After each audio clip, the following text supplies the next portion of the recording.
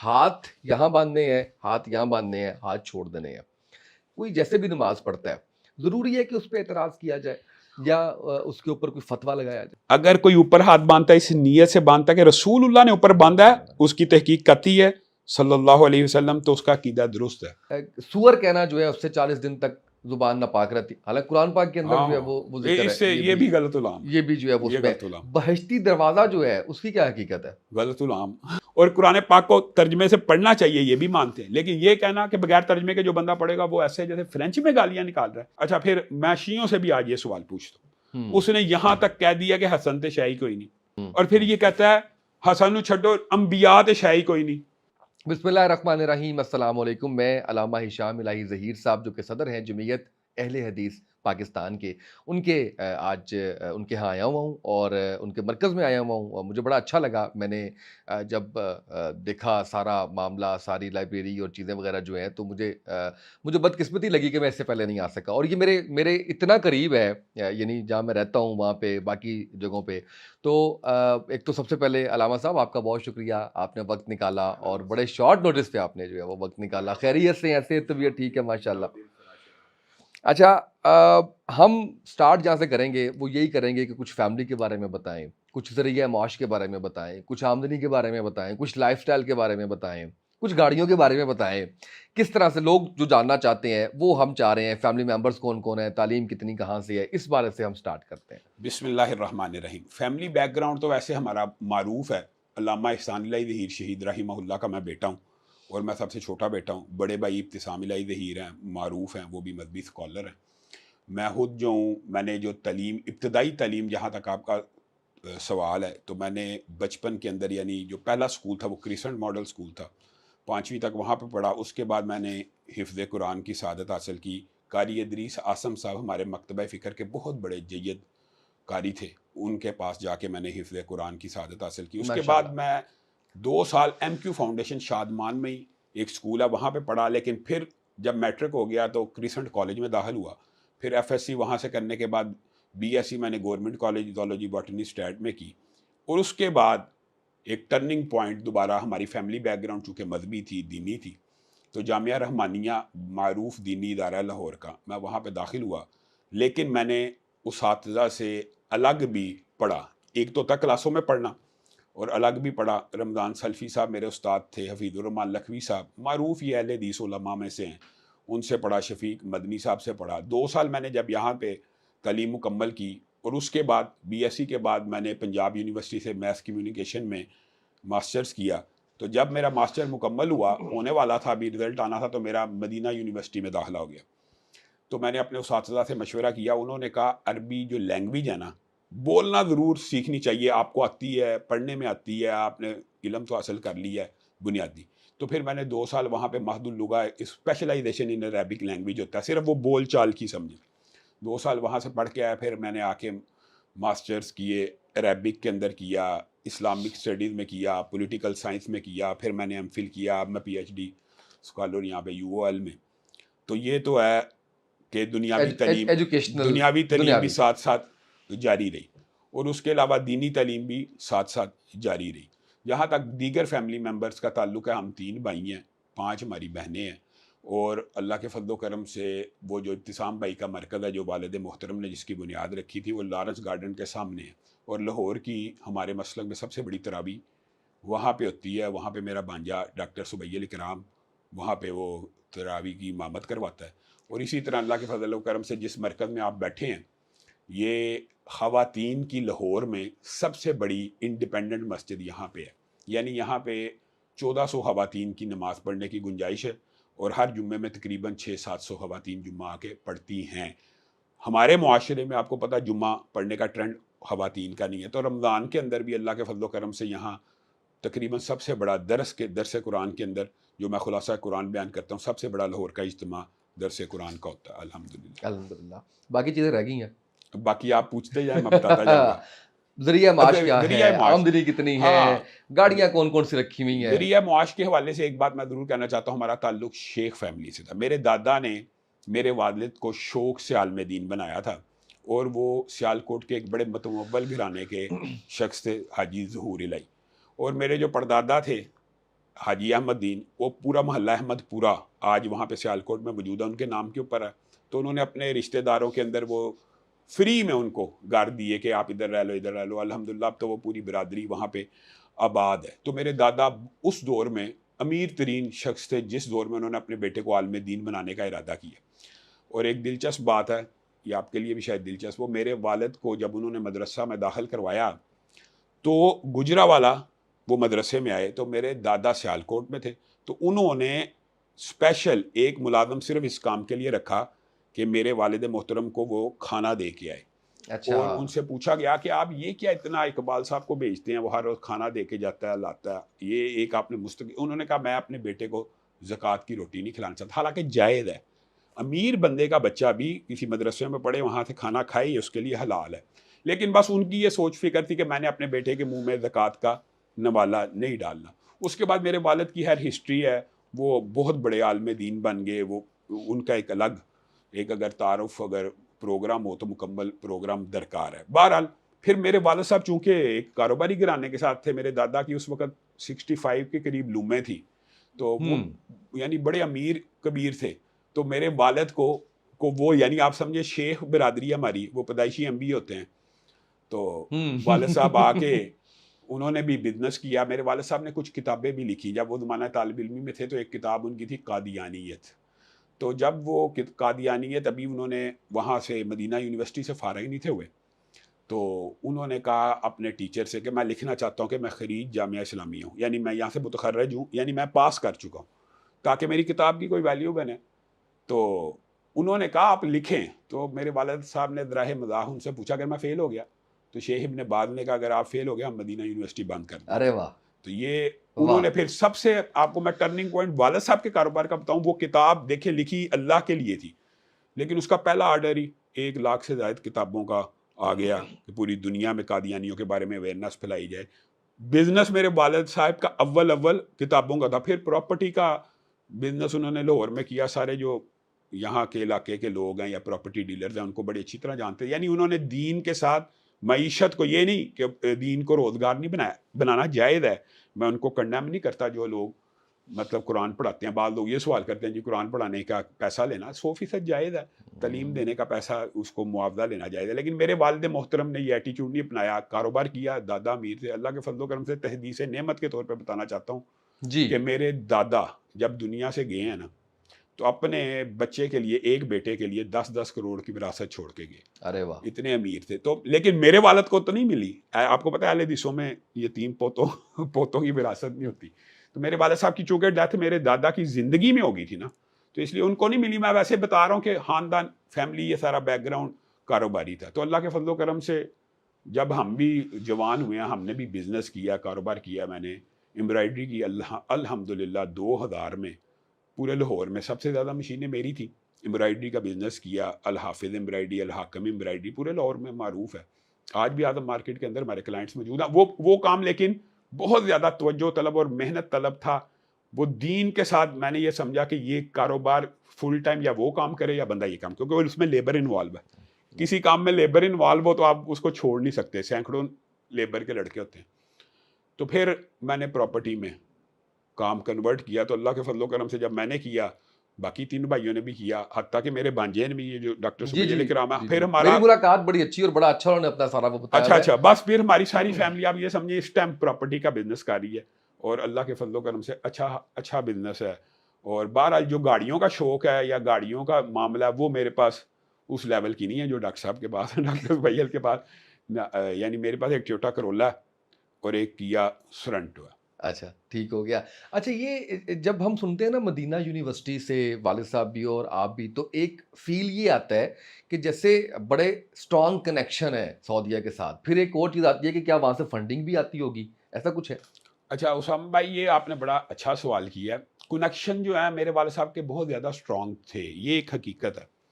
لیکن اب یہ دیکھیں جب والد صاحب کی ڈیتھ ہوئی میری ایج تھی 8 سال، ابتسام بھائی کی ایج تھی 14 سال. تو وہ کنیکشن بحال کرنے میں بھی ایک گیپ آ گیا نا. میں 8 سال کا تھا تو ایک 8 سال کے بچے کے ساتھ عرب شیوخ یا بادشاہوں کے وہ تعلقات نہیں ہو سکتے، بن ہی نہیں سکتے، یعنی ہو ہی نہیں سکتے. لیکن یہ بات درست ہے کہ والد محترم کے شاہ فہد کے ساتھ، نائف کے ساتھ، سلطان کے ساتھ براہ راست تعلقات تھے اور انہوں نے اس تعلق کی حیا بھی کی کہ والد صاحب جب زخمی ہوئے تو انہوں نے باقاعدہ طیارہ بھیجا، صدام حسین نے بھیجا، یعنی والد صاحب کی بم بلاسٹ لاہور میں ہوا تو 3 ملکوں کے طیارے ریڈی تھے، یعنی سعودیہ کا طیارہ، عراق کا طیارہ، کویت کا طیارہ. ہر بندے کی خواہش یہ تھی کہ ہمارے پاس آئے، ہم علاج کرتے ہیں. تو والد محترم نے سعودی عرب کو چنا، تو یہ اللہ کی تقدیر تھی. پھر وہاں پہ گئے تو ان کی شہادت ہوگی، تو پھر جنت البقیع میں دفن ہوئے. کنیکشن بہت زیادہ اسٹرانگ تھے والد کے، لیکن اس کے بعد جب ایج گیپ آیا تو کنیکشن لوز ہو گئے. اب اللہ کے فضل و کرم سے میں دوبارہ اس کو بحال کرنے کی کوشش کر رہا ہوں. جہاں تک فنڈنگ کا تعلق ہے تو ایک بات ذہن میں رکھیں کہ دین کے کام کے لیے میں کسی کو تان و تشنیع نہیں کرنا چاہتا. دین کے کام کے لیے فنڈ لینا جائز ہے، لیکن اللہ کے فضل و کرم سے ہم نے آج تک، میرے والد صاحب نے یا ہماری فیملی نے آج تک سعودیہ سے 1 روپیہ نہیں لیا. 1 ریال بھی آپ سمجھتے ہیں نا، وہ بھی اس لیے نہیں لیا کہ ان کے ہاں بھی، میں آپ کو ایک سوچ بتاتا ہوں کہ وہ بھی جس کو پیسہ دیتے ہیں اس کو اپنا ماتحت ہی سمجھتے ہیں نا، یعنی بنیادی طور پہ. اور دوسری بات یہ ہے کہ لینے میں حرج نہیں ہے. میں اس بات کو ڈینائی نہیں کر رہا. اگر کسی نے مسجد بنانی ہے، مدارس بنانے ہیں، ادارے بنانے ہیں، تو اللہ کرے کہ دوبارہ ایسے لنکس بن جائیں کہ ہم ان کو دین کے کاموں میں استعمال کر سکیں. لیکن آج تک تو اللہ کے فضل و کرم سے ہماری فیملی نے ان سے کسی بھی قسم کا کوئی مالی مفاد نہیں لیا. لیکن جو علامہ صاحب کی جماعت تھی وہ اتنی پاپولر ہو چکی تھی، اہل حدیث جماعت کا ان کے ساتھ کنیکشن ہے، تو اہل حدیث جماعت بہرحال سعودی عرب سے جو امداد آتی ہے وہ لیتی ہے، جو جماعتیں ہیں. تو وہ ظاہر ہے پیغام کا ایک پورا ٹی وی سیٹ اپ ان کی امداد سے چل رہا ہے. اچھا، اس کے بعد آپ نے بڑے تفصیل سے بتا دیا پڑھائی سارا کچھ، اس کے بعد جب پریکٹیکل لائف میں آپ نے ایک طرف بتائی بزنس کی، دوسری طرف دین کے کاموں کے حوالے سے ہم جاننا چاہیں گے، اور یہ بھی جاننا چاہیں گے کہ آپ ابھی جمعیت اہل حدیث پاکستان، اس سے پہلے کا سارا جو معاملہ ہوا، جس طرح سے آپ اس جماعت سے ہٹ کے پھر اس کو آپ نے دوبارہ سے جو ہے وہ اپنے والد صاحب کی جماعت کو ہی دوبارہ سے آپ نے اٹھایا، اور رسپانس بھی بڑا شاندار آپ کو جو ہے وہ اس کا آپ کو ملا، وہ سارا معاملہ کیا ہوا؟ صحابہ بھائی، بنیادی طور پہ نا یہ تو جماعتی اندرونی پالیٹکس ہے، لیکن چونکہ آپ نے سوال کر دیا، میرے والد محترم کے دور میں میرے والد صاحب ضیاء الحق کی اپوزیشن تھے، تو ضیاء الحق کے حامی اہل حدیث بھی تھے.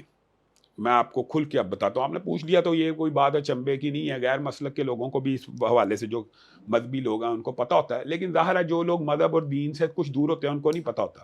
میرے والد صاحب بھٹو کی اپوزیشن تھے، میرے والد صاحب ضیاء الحق کی اپوزیشن تھے، لیکن ہماری جماعت کا ایک گروہ ایسا تھا جو بھٹو کا بھی حامی تھا، ضیاء الحق آیا تو اس کا حامی. ہر دور میں کچھ علماء ایسے ہوتے ہیں کہ وہ جو گورنمنٹ آئے اس کے ساتھ، اسی کے ساتھ ہوتے ہیں. کسی خاص کو کہہ رہے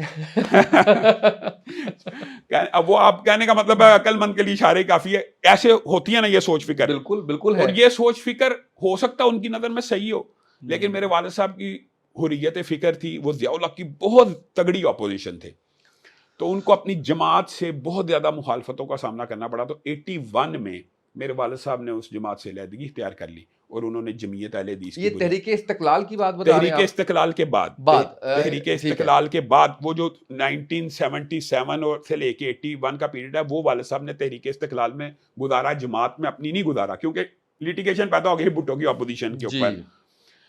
تو بنیادی طور کے اوپر وہ اس جماعت کا نام تھا مرکزی جمعیت اہل حدیث، اس کو مرکزی جمعیت اہل حدیث کہتے ہیں.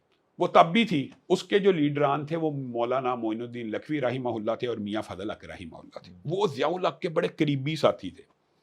تو جب میرے والد صاحب نے ایجیٹیشن کی ضیاء الحق کے خلاف، تو انہوں نے میرے والد صاحب کے اوپر 90 کے قریب مقدمات بھی درج کیا. تو میرے والد صاحب نے پھر تحریک استقلال کا یہ دور اس میں گزارا کہ کوئی سپورٹ چاہیے ہوتی ہے بندے کو سیاسی. پھر میرے والد صاحب نے 81 میں ایک جمعیت اہل حدیث پاکستان کی بنیاد رکھ دی. تو پھر وہ مرکزی جمعیت سمجھے ختم ہو گئی معاشرے سے. جس طرح الحمدللہ اب مجھے رسپانس مل رہا ہے، میرے والد صاحب کو اس دور میں رسپانس ملا. 87 تک جب تک وہ زندہ رہے، مرکزی جمعیت کا نام و نشان ختم ہو گیا، جمعیت اہل حدیث ہی چلتی رہی. لیکن دکھ اور المیہ یہ ہے کہ جیسے ہی میرے والد صاحب کی شہادت ہوئی، بجائے یہ کہ ان کے جو پیچھے رہ جانے والے جماعت کے لوگ تھے وہ جمعیت اہل حدیث چلاتے، انہوں نے جمعیت اہل حدیث وائنڈ اپ کر دی اور سارے مرکزی جمعیت میں شامل ہو گئے. صحیح. ایک بڑا لیڈر جب چلا جائے، وہ پرانی جماعت تھی، ان کا ان کے ساتھ پیچ اپ ہو گیا، اتحاد سمجھ لیں، وہ مرکزی جمعیت بن گئی، ضم ہو گیا آپس میں، ضم ہو گئے سمجھے. یہ اچھا جملہ ہے. وہ ادھر چلے گئے، مرکزی جمعیت کو انہوں نے بحال کر دیا. پھر ہماری فیملی کے ساتھ کچھ لیٹیگیشن شروع ہو گئی. وہ بھی ایک ڈیٹیل ہمارا کہ میرے والد صاحب کی شہادت ہوئی تو ہماری فیملی یہ چاہتی تھی کہ والد صاحب کے پرچے کے مدعی ہم بنے. وارثوں کو بننا چاہیے. تو وہ لیکن وہ جماعت بن گئی, ٹھیک جو ہے. ہمارا پہلا نقطہ اختلاف ہو گیا. پھر جماعت نے جن لوگوں کو قاتل کہا ان کو پروب نہ کیا, ان کو پکڑا نہ, تو وہ یہ خلیج بڑھتی گئی. تو تب تو میں 8-9 سال کا, ابسام بھائی 14-15 سال کے تھے, تو اسی خلیج میں ہم نے اپنی تعلیم وغیرہ مکمل کی. تو ابسام بھائی نے کچھ عرصہ جمعیت اہل حدیث ابتسام بھائی نے بھی بحال کی, اور 2000 جب وہ جوان ہوئے تو انہوں نے 2006 کے اندر جمعیت اہل حدیث کو بحال کیا اور وہ چلاتے رہے. لیکن اس کے بعد انہوں نے ایک قرآن و سنت موومنٹ جماعت بھی بنا لی. یعنی جمعیت اہل حدیث کو کچھ دیر چلایا, لیکن وہ مرکزی جمعیت والے کچھ فوٹنگ ان کی مضبوط ہو چکی تھی. تو ہماری جماعت کے علماء باضابطہ میرے پاس ابتسام بھائی کے پاس آئے اور انہوں نے کہا اب وقت آ گیا صلح کر لی جائے مسلک کے وسیع تر مفاد کے اندر. تو 2018 کے اندر پھر ہم بھائیوں نے یہ سوچا کہ مرکزی جمعیت کے ساتھ صلح کر لی جائے. علماء کہہ رہے ہیں, گارنٹر ہیں, کچھ معاہدے ہوئے, کچھ عہد ہوئے کہ یہ باتوں پہ صلح ہوگی. بہرحال صلح کر لی. مختصر یہ کہ 2018 میں صلح کی, جو صلح 6 مہینے پہلے آج سے ٹوٹ گئی. تو اس کے اندر وجوہات پہلے میں کئی انٹرویوز میں بیان کر چکا. بدعہدی ہوئی, عہد شکنی ہوئی, کوئی شک کو پورا نہ کیا گیا. یعنی تو پھر میں نے یہی فیصلہ کیا کہ علامہ احسان اللہ ظہیر شہید رحمہ اللہ کی جمعیت اہل حدیث کو بحال کیا جائے, کیونکہ ہمارا مستقل ایسے لوگوں کے ساتھ, وہ تب بھی علامہ صاحب کے مخالف جماعت تھی, آج بھی وہ علامہ شہید کی جماعت کے مخالف جماعت ہے. ان کو طعن و تشنیع کرنا مقصود نہیں ہے. ہم تو اتحاد امت کے داعی ہیں, تو ہم اپنے لوگوں کے ساتھ بھی اتحاد کر سکتے ہیں, لیکن ہمارا ان کا نظریاتی بہت زیادہ فرق ہے, بہت بڑا گیپ ہے. کون کس نے عہد شکنی کس نے کی؟ یعنی جو مرکزی جمعیت کے رہنما, نام بھی لوگ نہیں جانتے ان کا, لیکن بہرحال وہ سینیٹر ہیں, ساجد میر صاحب ہیں, ایک حافظ عبد الکریم ہیں, یہ دونوں سینیٹر ہیں, اور یہ شروع سے سینیٹر ہی ہیں. اور یہ نواز شریف کے آپ کو پتا پرو یعنی یہ بھی ان ایک ہی طرز سیاست ہے. ہمارا تو یہ سوال جائز بنتا ہے کہ نواز شریف کو میں نے قاتل کبھی نہیں کہا علامہ احسان اللہ ظہیر شہید کا, میں 8 سال کا بچہ تھا, لیکن انہوں نے کہا ہوا ہے. صحیح. اور اگر کہا ہے تو پھر ان کے ساتھ کیوں؟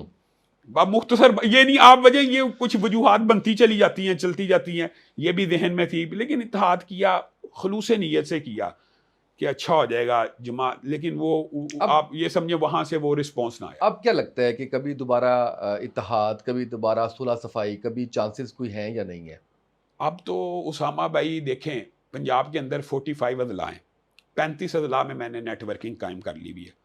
ان میں سے جو باقی 10 اضلاع, ان میں سے بھی 3 میں تقریباً مکمل ہے 6 ماہ کے اندر. تو اللہ کے فضل و کرم سے اس ٹائم جمعیت اہل حدیث اس سے بہت بڑی جماعت بن چکی ہے, یعنی کوئی موازنہ ہی نہیں. وہ تو آپ عوامی رائے سے اور عوام کے رسپانس سے جج کر لیں کہ میرے سوشل میڈیا کے فالوورز کتنے ہیں, ان کے رہنماؤں کے کتنے, آپ صرف یہی اندازہ لگا لیں. ایک پیرامیٹر کہہ رہا ہوں, لیکن پھر لوگ کہتے ہیں سوشل میڈیا کی جماعت. اب عوامی جلسوں سے اندازہ لگا لیں, عوامی ویلکم سے اندازہ لگا لیں, تو اب بہت زیادہ فرق ہے. اور لوگ اگر میرے ساتھ علامہ شہید کے نظریات اور اس کاز کے اوپر کھڑے ہوئے ہیں کہ حریت فکر ہوگی اور درباری اور سرکاری پن نہیں ہوگا اور چندے کے ساتھ جائیدادیں ذاتی نہیں بنائی جائیں گی, کیونکہ ایک نقطۂ نظر اور نظریہ ہی ہماری فیملی کا یہ ہے کہ اللہ کے نام پہ دھوکہ دینا سب سے بڑا دھوکہ ہے. دیکھیں میں آپ سے پیسہ لے رہا ہوں مسجد کے اوپر, اس پیسے سے میں اپنی ذاتی پراپرٹی بنا سکتا ہوں؟ بالکل نہیں, حرام ہے. ایک بندہ ہے جس کا کوئی بزنس نہیں ہے, کوئی کاروبار نہیں ہے, کوئی تجارت نہیں ہے, اس کا کام ہے صرف وہ چندہ مانگتا ہے, اس کی اربوں روپے کی جائیداد کیسے بن سکتی ہے؟ یہ ایک سوال ہے. تو اس نقطۂ نظر کو اس وجہ سے عوام میرے ساتھ جڑی ہے, تو میں ان کو مایوس نہیں کرنا چاہتا. پھر کس بنیاد کے اوپر صلح ہو سکتی ہے؟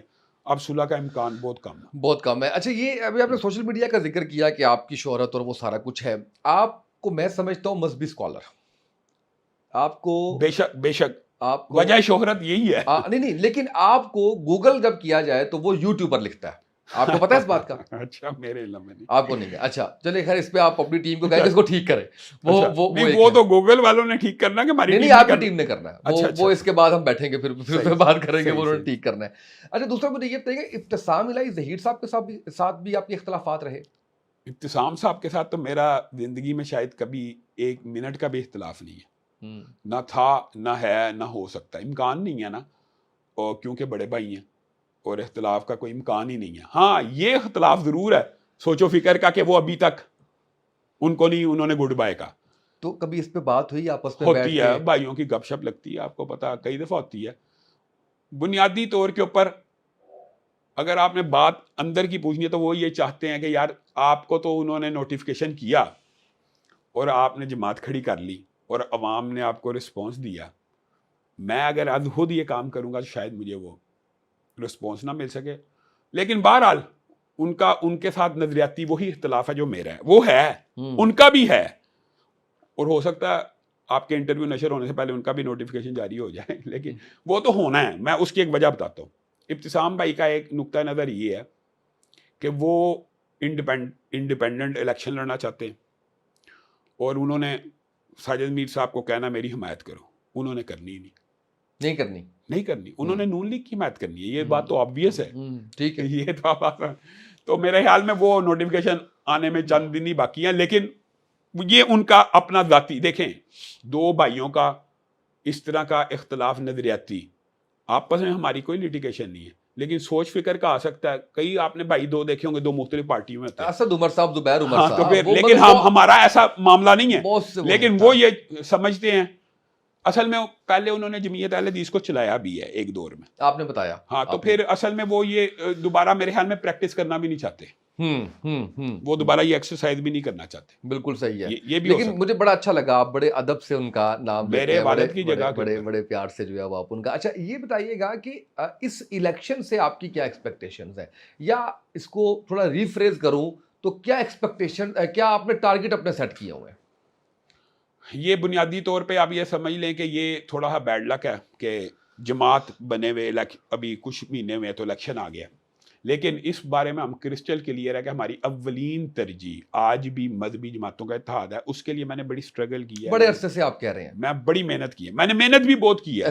اسامہ بھائی, میں بڑے لیڈروں کے ساتھ یعنی ڈائلاگ میں رہا ہوں اور مکالمے میں رہا ہوں, باتیں ہوتی رہی ہیں, لیکن میں نے دیکھا یہ کام ایک مشکل کام ہے.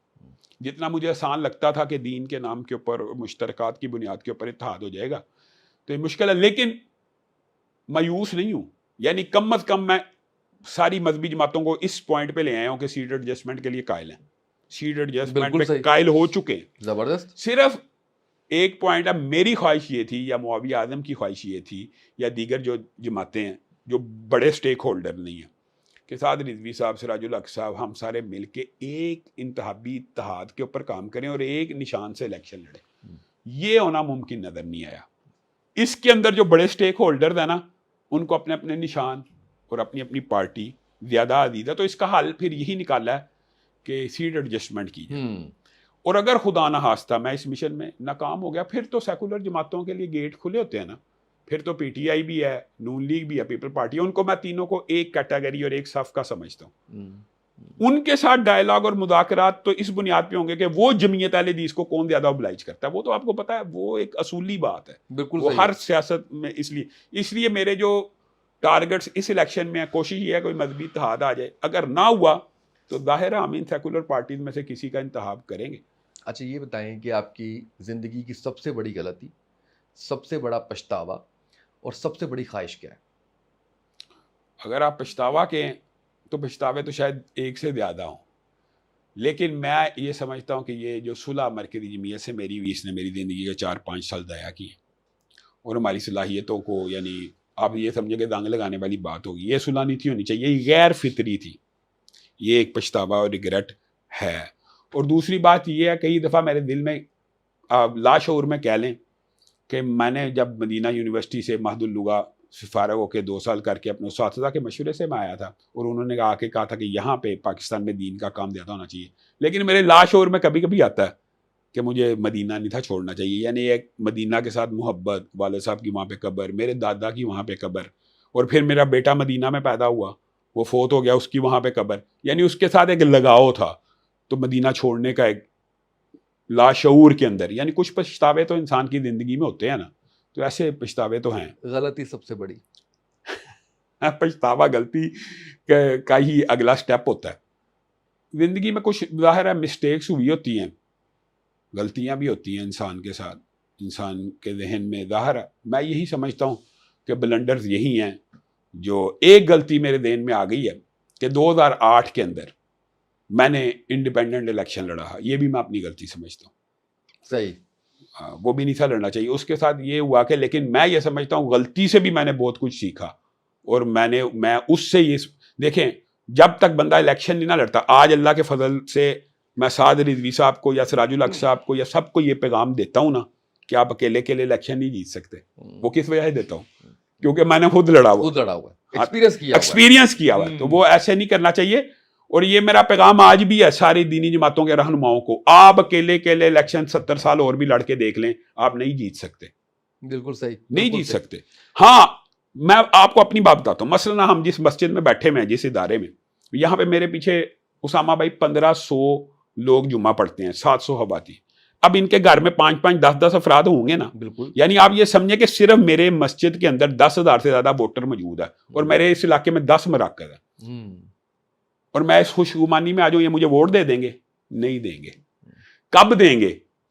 یہ بھی بڑی عجیب سائیکالوجی ہے ووٹر کی. اگر ان کو پتا لگے گا نا علامہ صاحب الیکشن جیت سکتے ہیں تو یقین ماننے سارے دے دیں گے. مذہبی جماعتوں کے پاس یہ چیز کی کمی ہے. وہ کمی کیسے پوری ہوتی ہے؟ جب ساری مذہبی جماعتیں مل جاتی ہیں نا تو لوگوں کے ذہن میں یہ بات آ جاتی ہے کہ جیت سکتا ہے, ہوا بن جاتی ہے. ہوا بننے کا, جیت کے امکان پہ بھی لوگ ووٹ دے دیتے ہیں.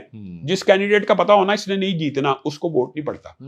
ایکچوئل اس کا ووٹ زیادہ ہوتا ہے لیکن اس کو پڑتا نہیں ہے. بالکل صحیح ہے. اور اس میں نے آپ سے پوچھا تھا کہ سب سے بڑی خواہش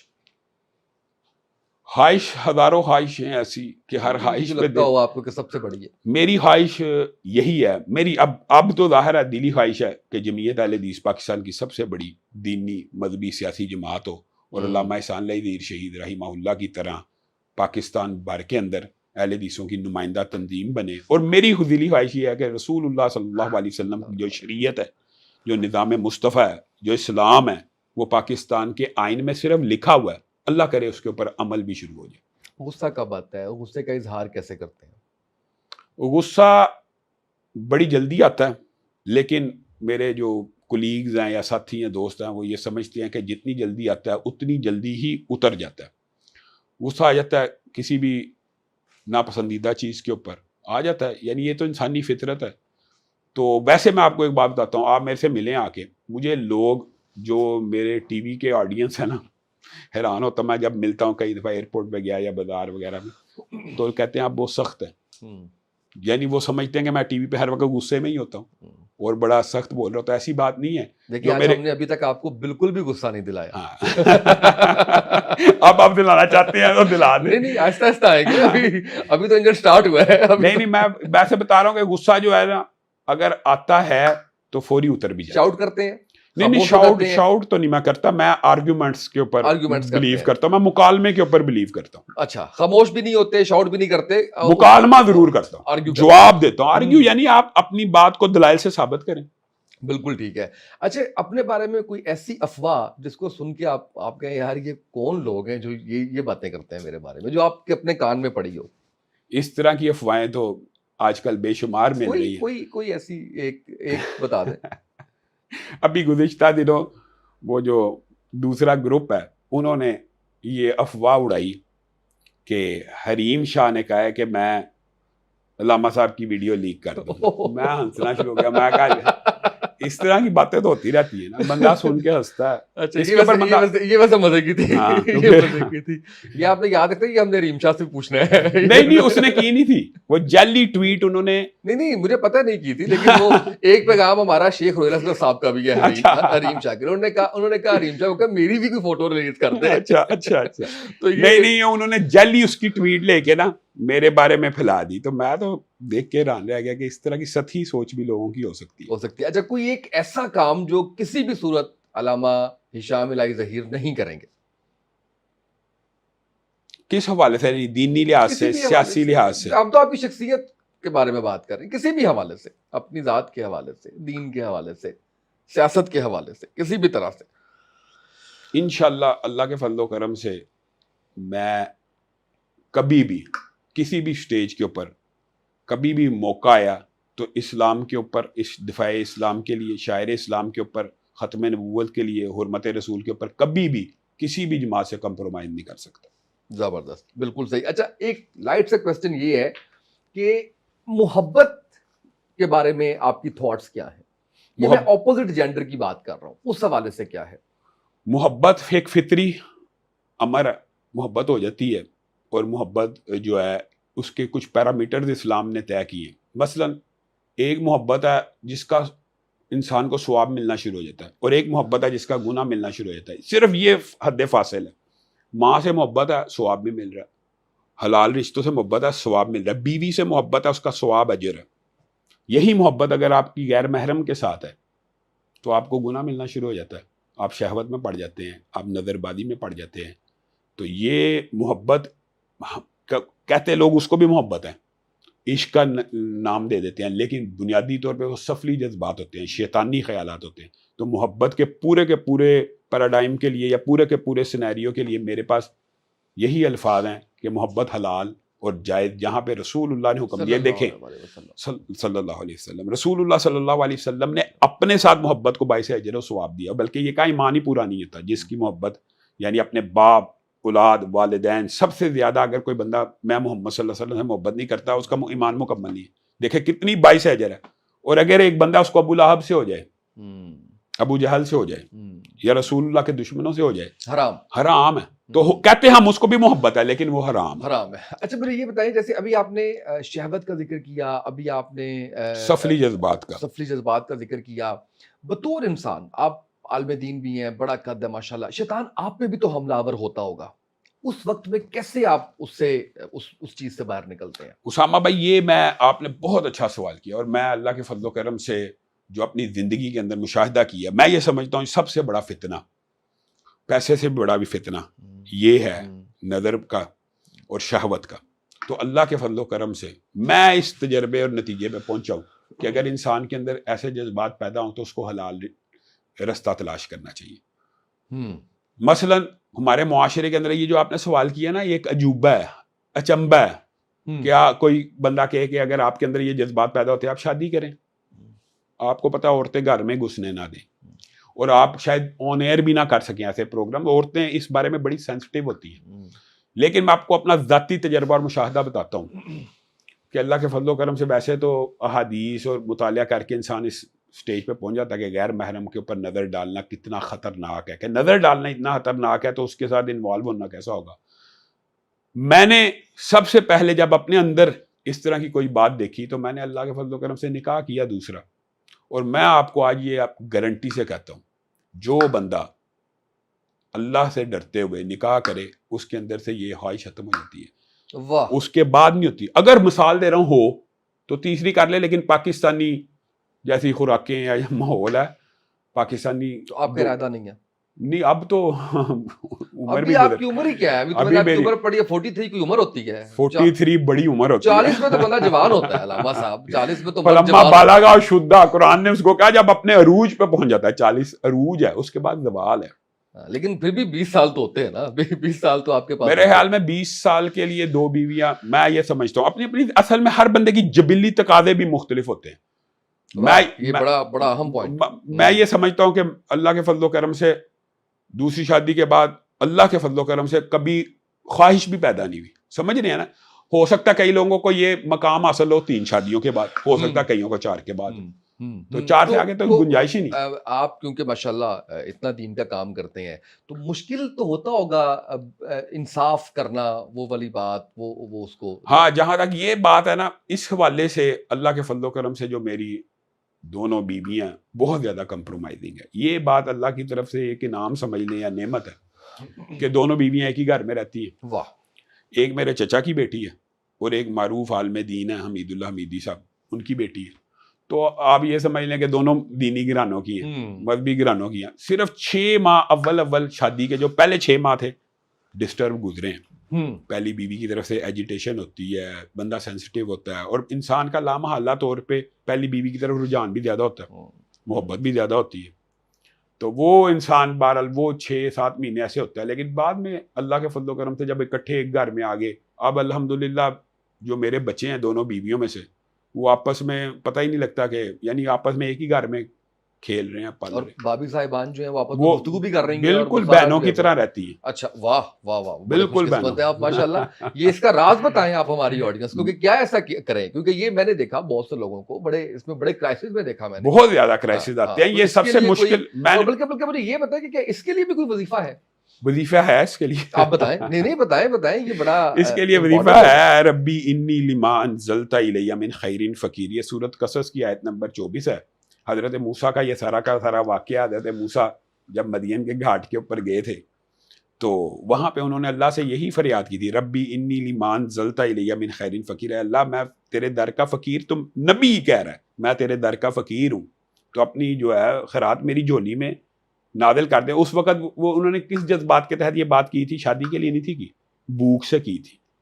لیکن اللہ تعالیٰ نے روٹی کا انتظام نہیں کیا, روٹی پکانے والیوں کو بھیج دیا تو شادی بھی ہوگی. تو میں یہ سمجھتا ہوں یہ وظیفہ بہت زیادہ مجرب ہے.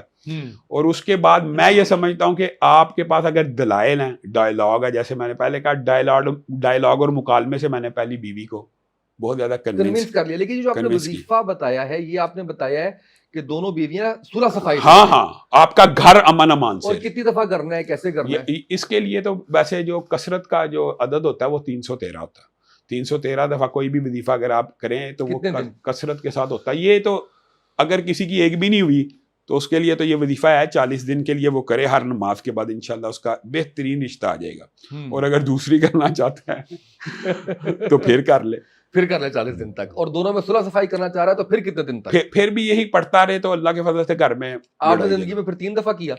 نہیں, میں تو پہلی کی دفعہ, ایک دوسری کی دفعہ, اور پھر جو ہے وہ دونوں میں صلح صفائی کے لیے. اسامہ بھائی میں نے تو اپنی زندگی کے اندر نا یہ سمجھ لیں کہ جو فارغ ٹائم ہوتا ہے ذکر کرتا رہا. تو میں اس طرح نہیں کرتا کہ اسپیشل, میں چلتے پھرتے گاڑی میں آتے جاتے, ٹریولنگ میں ابھی آتے, مسجد آتے جاتے, اگر منہ زبان تر رہے اللہ کے ذکر سے تو زبان کو تر رکھے. اچھا مجھے یہ بتائیے گا, میں نے کیونکہ آپ سے پورا ایک سیگمنٹ کرنا ہے اس پہ جس میں ہم آپ سے وظائف کی بات کریں گے, لیکن اس سے پہلے میں جاننا یہ چاہوں گا کہ ان وظائف کے پیچھے جو بیک گراؤنڈ ہے, جو چیز ہے, اب یہ ان لوگوں کے لیے جو نہیں سمجھتے.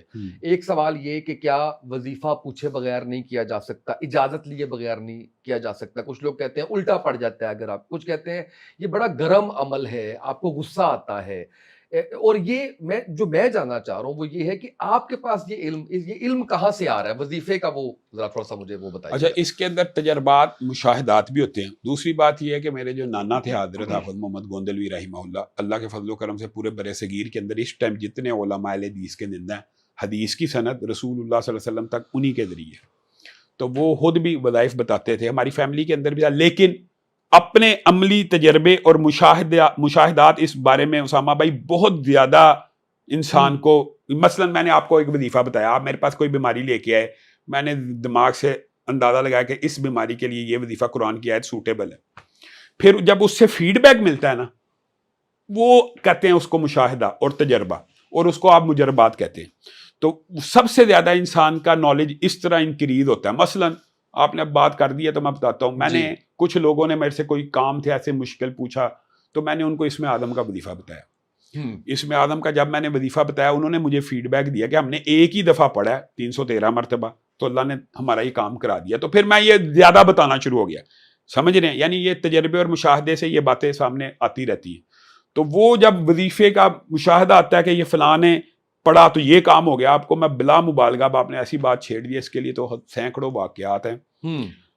ہزاروں لوگ, آپ ابھی بھی سوشل میڈیا اٹھائیں, وہ اسم اعظم کے وظیفے کے نیچے ابھی بھی ہزاروں کمنٹس موجود ہیں جو اس میں ہزار لوگ کہہ رہے ہیں میرا بھی ہو گیا, میرا بھی ہو گیا. اکا دکا کچھ لوگ ہوں گے جو کہتے ہوں گے کام نہیں ہوا. تو یہ کام میں نے تھوڑی کیا, یہ کام اللہ رب العزت کے اسم اعظم کی وجہ سے اللہ سے مانگا ہے, اللہ نے کام کیا. تو یہ بات کیسے ممکن ہے کہ اللہ سے بندہ مانگے اور مانگتا چلا جائے؟ ہاں یہ ہوتا ہے, آپ ایک دفعہ نوک کیا, اس کے بعد چھوڑ دیا, دروازہ نہیں کھلا, ایک ہے نوک کرتے رہے بالآخر کھل جاتا ہے. یہ بالآخر دروازہ کھلتا ہے. اور یہ بات سمجھنا کہ قرآن پاک کتاب شفا نہیں ہے, یا یہ وظائف کے ذریعے شفا نہیں ملتی, جن لوگوں کے بارے میں آپ نے اشارہ کیا, یہ بہت بڑا, آپ یہ سمجھ لیں کہ میں اشارہ کو نہیں کیا کسی حال, اشارہ کو نہیں کیا میں نے کسی کی طرف. میں تو بہرحال یہ گامدی صاحب یا مرزا جہلمی کی بہت بڑی خطا ہے کہ جو وہ یہ سمجھتے ہیں کہ قرآن پاک کتاب شفا ہی نہیں. خود رسول اللہ کی زندگی کے اندر صلی اللہ علیہ وسلم صحابہ نے دم کیا, زہر کیا, بچھو کا کاٹا, سانپ کا کاٹا, وہ جو سردار سعید بن خدری کی حدیث ہے, اور اس کو 7 دفعہ سورۃ فاتحہ کا دم کیا, اس کا زہر ختم ہو گیا. تو اور یہ بات سمجھنے کی ضرورت ہے. ہاں دوسری بات جو ہے نا, میں اس سے ایگری کرتا ہوں کہ صرف کتاب شفا نہیں ہے, کتاب شفا بھی ہے، وَنُنَزِّلُ مِنَ الْقُرْآنِ مَا هُوَ شِفَاء، اللہ کہہ رہا ہے ہم نے یہ قرآن نازل کیا، اس میں شفا ہے۔ لیکن یہ شفا کا کنسیپٹ بھی کلیئر ہونا چاہیے، یہ صرف رکھنے سے ملنی ہے، پہننے سے ملنی ہے، ٹانگنے سے ملنی ہے، یا پڑھنے سے ملنی ہے۔ شہد میں شفا ہے، زمزم میں شفا ہے، تو بندہ شہد کی بوتل لٹکا کے پھرنا شروع کر دے یا زمزم لٹکا، یہ نہیں ہوتا۔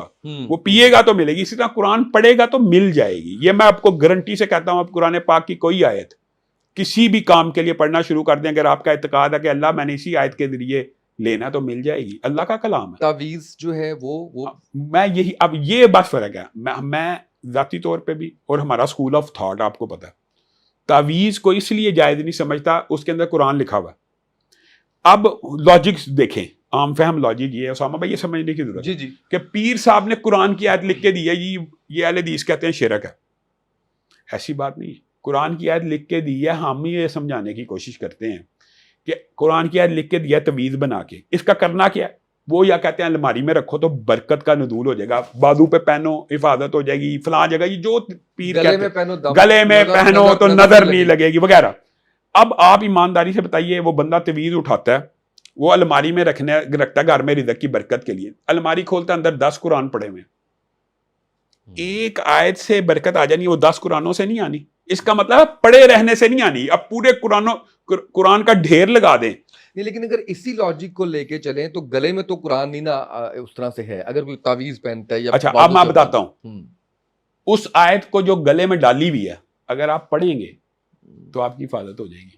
آیت الکرسی کا تعویذ بنا کے پہننا کسی مجنون کے لیے، غیر عاقل کے لیے جو پڑھ نہ سکتا ہو، اس کی گنجائش تو علماء شاید کوئی نکال لیں، آپ کے پاس اس کی گنجائش بھی نہیں ہے۔ نہیں ہے، ہم تو یہ سمجھ نہیں، مجنون اور پاگل کے لیے ہے جو نہیں پڑھ سکتا، ٹھیک ہے، جو پڑھ ہی نہیں سکتا اس کے اوپر تو ہے، لیکن آپ آیت الکرسی پڑھ سکتے ہیں نا؟ جی میں پڑھ سکتا تو ہمیں پڑھنی چاہیے کہ لٹکانی چاہیے؟ بالکل صحیح۔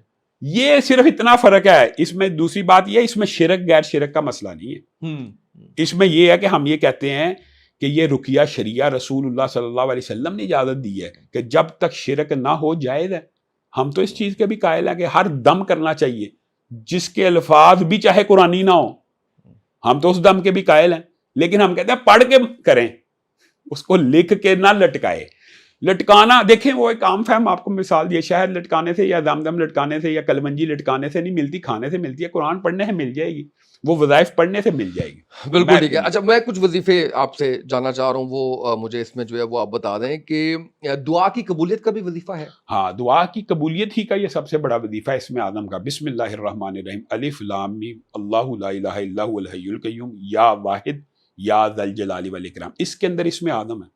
اور رسول اللہ صلی اللہ علیہ وسلم نے فرمایا جس نے اسم اعظم کے ذریعے اللہ سے دعا کی اس کی دعا قبول ہوتی ہے۔ یہ دعا کی قبولیت ہی کے وظیفے ہیں، اور یہ وظیفہ جو ہے اسم اعظم کا، یہ 313 مرتبہ جو بندہ، میرا مشاہدہ یہ ہے، جس نے کیا اللہ کے فضل سے وہ کام ہوا ہے، آپ کر کے دیکھ لیں، اور ایک دفعہ 313 مرتبہ پڑھنا ہے اور اس کے بعد ایک دعا کرنی ہے، یہ نہیں کہ ایک دفعہ پڑھ کے 5 دعائیں کرنی ہیں، ایک وظیفہ پڑھیں اور اس کے بعد ایک دعا کریں۔ اور خاص ٹائم ہے، کوئی وقت ہے؟ نہیں، اس کے اندر یہ ہوتا ہے کہ پڑھنا مستقل چاہیے، لیکن مثال دے رہا ہوں، 313 مرتبہ پڑھنے کا ارادہ ہے، اگر آپ یہ سمجھتے ہیں آپ کے پاس 25 سے 27 منٹ ہیں تو آپ شروع کریں، اس کے اندر بریک نہیں آنا چاہیے، یعنی مؤثر ہونے کے لیے کہہ رہا ہوں، اگر بریک آ جائے تو جائز تو ہے ہی ہے، اس میں نہیں۔ لیکن دوسری بات یہ ہے، یہ جو آپ نے پہلے سوال کیا تھا نا، وہ بہت بڑا وہم، وہ ہمارے سے اجازت ہے، بھائی ایک بندہ بتا ہی اس لیے رہا کہ آپ پڑھیں، آپ کے کام ہو، اجازت الگ سے وہ دوسرے سلسلے ہیں، صوفیاء کے اجازتیں وجوزتیں نہیں ہے، قرآن پاک پڑھنے کی اجازت ہوتی ہے؟ بالکل بتائیں، نہیں ہے نا، کسی کے اوپر نہیں ہے۔ قرآن پاک پورا رسول اللہ پوری امت کو دے کے گئے ہیں، بلکہ کہہ کے گئے ہیں کہ یہ کل قیامت کے دن شکایت کرے گا کہ ہماری قوم نے اس کو پیچھے پسے پش ڈال دیا، تو اس کا مطلب ہے اجازت نہیں ہے، یہ سب کے لیے، اور یہ بتایا بھی اسی لیے جاتا ہے کہ سب پڑھیں۔ اچھا، اس کی ڈیوریشن کیوں نہیں بتاتے آپ، کتنے دن تک پڑھنا ہے؟ ہاں، ڈیوریشن بھی بتاتے ہیں، مثلا کچھ وظائف ہیں ڈیوریشن والے، کچھ ہے یہ جو اسم اعظم کا وظیفہ یہ 1 ٹائم ہے، ایک دفعہ ہی پڑھیں تو انشاءاللہ ایک دعا قبول ہوگی، لیکن ایک دن میں ایک دفعہ پڑھیں دعا انشاءاللہ ضرور قبول ہوگی۔ لیکن کچھ وظائف ایسے ہوتے ہیں، مثلا بانچ بن ہے بے اولادی کا، تو اس کے لیے بہت زیادہ مجرب وظیفہ کہ 40 دن تک میں اگر معذرت میں اس پہ آتا ہوں، اس سے پہلے اس کے اول اگر دروشی پڑھنا تمام چیزوں یہ جو بسم اللہ الرحمن الرحیم ہے نا یہ بھی اس وظیفے کا حصہ ہے. بسم اللہ الرحمن الرحیم الف لام ہر دفعہ بسم اللہ الرحمن الرحیم بھی پڑھنا ہے. ٹھیک ہے. یہ ملا کے یہ اسم اعظم بنتا ہے. اول احد درود شریف تو ہر کام سے ہر کیا کام میں ہونا اب چاہیے. مجھے وہ آپ بانچ پن کا اس کا ہاں ملاحظہ پانچ پن ہونے کا جو آپ نے دنوں کی بات کی ہے نا اس کے لیے میں نے دیکھا ہے اللہ کے فضل سے ہمارے مرکز کے اندر حتیٰ کہ میرا ایک گارڈ تھا اس کی 18 سال سے اولاد نہیں تھی اور اس نے اس کو جواب دے دیا ڈاکٹروں نے کہ آپ بانچ آپ کے کمزور ہیں سپرم وغیرہ کے سیل جو بھی ہوتے ہیں جی تو وہ آپ ہو ہی نہیں سکتی. تو وہ قدرتی میرے ساتھ لگ گیا تو یعنی گورنمنٹ کی طرف سے ڈپیوٹ ہوا. تو اس نے میرے یہ مختلف پروگرام دیکھتا تھا کہتا علامہ صاحب مینوں بھی دسو تسی لوکاں نوں دس. میں نے اس کو کہا ربی لا تذرنی فردم و انت خیر الوارثین یہ 313 مرتبہ پڑھ 40 دن انشاءاللہ حمل ہو جائے گا. اللہ کے فضل و کرم سے 38ویں دن حمل ہو گیا. 18 سال بعد اس کی اولاد ہوئی ہے. 18 سال بعد. تو یہ تو ایک مجربات ہے نا. دیکھیں اس کا اعتقاد صرف نہیں بڑھا آپ کا بھی بڑا میرا بھی بڑھ گیا آپ کا بڑا. لیکن اگر خاتون بانج ہے تو پھر وہ عمل ہاں کرے گی وہ یہ؟ کرے وہ اچھا، کرے. میاں بیوی کو پڑھنا چاہیے میاں اگر بیوی کو ہم پڑھنا چاہیے. اچھا یہ بتائیں کہ اولاد بڑی نافرمان ہے فرما برداری کے لیے کوئی وظیفہ اولاد کی؟ ہاں یہ تو قرآن پاک کی آیتیں ہیں.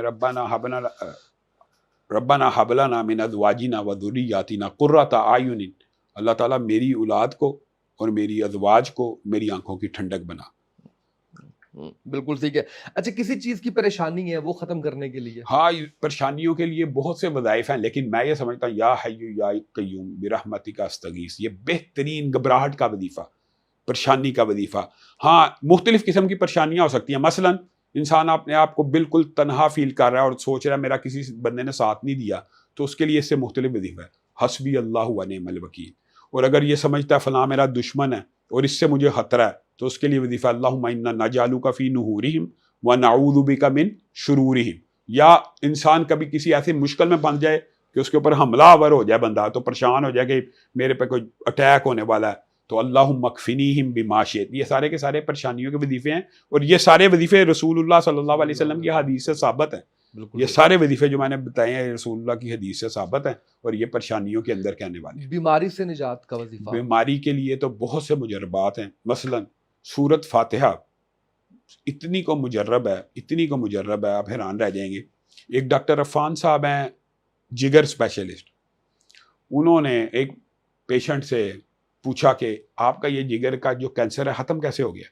تو اس نے ان کو انٹرویو دیتے ہوئے بتایا کہ میں نے علامہ صاحب کا یہ وظیفہ سنا تھا کینسر کا کہ سورت فاتحہ 41 دن پڑھنی ہے 41 مرتبہ فجر کی سنتوں کے بعد کینسر ختم ہو گیا. کینسر تو سورت فاتحہ شفا کے لیے بہت زیادہ مجرب ہے بہت زیادہ اس کے اندر فوائد ہیں. لیکن شفا صرف سورت فاتحہ کے علاوہ مختلف بیماریوں کی مختلف شفا بھی ہے. مثلا سکن ڈیزیز ہے ایک کئی ساتھیوں کو یہاں پہ چمبل وغیرہ ایک کوئی بیماری ہے جو ختم ہی نہیں ہوتی تو اس کے لیے رسول اللہ صلی اللہ علیہ وسلم نے خود بتائی ہوئی ہے. یعنی اس دور میں بسم اللہ تربت ارضینا بریقتی بادینا یشفا بہا سقیمونا باذن ربنا. یعنی یہ وظیفہ اگر ایسے لعاب تھوڑا سا لگا کے مٹی کو زمین سے ٹچ کر کے وہ اس جگہ پہ مل لے جہاں پہ سکن ہے کے اوپر ڈیزیز ہے تو وہ ختم ہو جائے گی. تو یہ پڑھتے رہیں. اس طرح بے شمار صحت کے اعتبار سے بیماریوں کے اعتبار سے مختلف وظیفے ہر بیماری کے لیے علماء نے اپنے اپنے مشاہدات کو بیان کیا کہ میں نے اچھا اب یہ دیکھیں اب حیران کن ایک کیپٹن نے مجھے بات بتائی آپ نے اب سوال کیا جو میری نظر میں کوئی مجھ سے پوچھتا ہے نظر کی کمزوری کا وظیفہ کیا میں اس کو کچھ اور بتاتا تھا. اس نے اپنا واقعہ بتایا کہ میری والدہ 70 سال کی تھی تو اس کی بینائی چلی گئی تو ڈاکٹروں نے کہا کہ یہ بینائی واپس نہیں آ سکتی کورنیا بھی اب نہیں ڈال سکتا کوئی یعنی ریپلیس ہوتا ہے یا کوئی بھی جو بھی ہوتا ہے وہ بھی نہیں ہو سکتا. تو کہتا ہے میری والدہ تو قرآن پڑھتی تھی نادرہ روزانہ 13 لائنی قرآن کے اوپر. تو اس نے 13 لائنی قرآن والدہ نے کھولا اور اس کے اوپر انگلی رکھی اور کہا بسم اللہ الرحمن الرحیم بسم اللہ الرحمن. اللہ میں تو اب قرآن کی حافظہ نہیں ہوں میں تو صرف بسم اللہ یاد ہے وہی پڑھوں گی. اس بندے نے کہا کہ تیسرا قرآن شروع کیا میرے والدہ کی بینائی آ گئی. اب بتائیں بسم اللہ الرحمن الرحیم صرف اور وہ اس نیت سے نہیں پڑھ رہی کہ آنکھ واپس آئے وہ صرف اللہ کو راضی کر رہی ہے کہ میں جتنا سبق پڑھا کرتی تھی میں نے اتنا روزانہ پڑھنا. لیکن شام بھائی وہ عقیدت وہ محبت وہ ادا بھی تو دیکھے نا کہ پھر کتنی اللہ کو پسند ہے. اب یقین کریں اس کے بعد جب سے یہ واقعہ سنا نا اس کے بعد میں ہر بندے کو کہتا ہوں بسم اللہ پڑھ کے آنکھ کے اوپر لگائے یعنی آپ بتائیں نا، ہر بندے کے مشاہدات، یہ لوگوں سے بھی پتہ لگتا ہے کہ میں نے یہ کام کیا تو مجھے یہ وزن کم کرنے کا وظیفہ بھی ہوتا ہے؟ وہ اسی وظیفے سے میرا وزن کم ہوا. ارے بتائیں، یہ تو بہت ضروری ہے. وہ وظیفہ یہ ہے کہ بندہ کم کھائے. بالکل ٹھیک ہے، بالکل ٹھیک ہے. اچھا چلے اب ہم اس پہ چلیں لائٹ تھوڑا بعد میں کریں گے. کچھ چیزیں مجھے بتا دیں جو بڑی ضروری ہیں. مجھے یہ بتائیں کہ یہ ہاتھ یہاں باندھنے ہیں، ہاتھ یہاں باندھنے ہیں، ہاتھ چھوڑ دینے ہیں. کوئی جیسے بھی نماز پڑھتا ہے، ضروری ہے کہ اس پہ اعتراض کیا جائے یا اس کے اوپر کوئی فتویٰ لگایا جائے؟ یہ جو آپ نے سوال کیا نا اسامہ بھائی، میں آج اس کے بارے میں بھی آپ کو بھی اور خود کو بھی اور آڈینس کو بھی ایک پیغام دینا چاہتا ہوں. کوئی بندہ ہاتھ نیچے باندھتا ہے اور وہ اس لیے باندھتا ہے کہ وہ یہ سمجھتا ہے، اور اس کی تحقیق یہ کہتی ہے کہ رسول اللہ صلی اللہ علیہ وسلم نے نیچے باندھا، اس کا عقیدہ درست ہے. اگر کوئی اوپر ہاتھ باندھتا ہے اس نیت سے باندھتا ہے کہ رسول اللہ نے اوپر باندھا ہے، اس کی تحقیق کرتی ہے صلی اللہ علیہ وسلم، تو اس کا عقیدہ درست ہے. اگر چھوڑتا ہے اسی نقطہ نظر سے تو عقیدہ درست ہے. لیکن کوئی ہاتھ اوپر باندھتا ہے اس نیت سے کہ میرے امام نے باندھا ہے، میرے مولوی نے باندھا ہے، رسول اللہ نے چاہے باندھا ہو یا نہ باندھا ہو، یہ عقیدہ درست نہیں ہے. صرف وجہ اختلاف یہ ہے، اعتراض نہیں ہے. لوگ بات کو سمجھنے کی کوشش کریں. یعنی دعوت فکر یہ ہے، ہر ایک کو دعوت فکر ہے کہ آپ تحقیق کر لو، نہیں کر سکتے تو آپ یہ کم از کم اس نتیجے پہ پہنچو کہ اگر میں نے ہاتھ نیچے باندھنے ہیں تو میں اس لیے باندھتا ہوں کہ رسول اللہ نے نیچے باندھ کے باندھنے، تو ٹھیک ہے، ہمیں کوئی اعتراض نہیں، اس کے اوپر کوئی اعتراض نہیں. سمجھ رہے ہیں؟ کوئی اعتراض نہیں. لیکن اگر کوئی بندہ کہ رسول اللہ نے تو سینے پہ باندھے تھے، لیکن چونکہ ہمارے امام ہمیں کی تقلید کرتے ہیں، ہم ان کے پیچھے چلیں گے چاہے رسول اللہ نے وہاں باندھے تھے، پھر یہ اس بات کو ہم درست نہیں سمجھتے. رفع یدین بھی ایسے ہی ہے. رفع یدین کے بارے میں بھی یہی بات ہے. مطلب جو بھی اختلافات ہیں وہ پھر سارے اس کا مطلب بہت بڑی بات میں نے تو یہ بات کہہ دی ہے. ایک بندہ رسول اللہ کی سنت سمجھ کے رفع یدین چھوڑتا ہے، وہ جائز ہے، وہ جائز ہے. عقیدہ تو جائز ہے نا.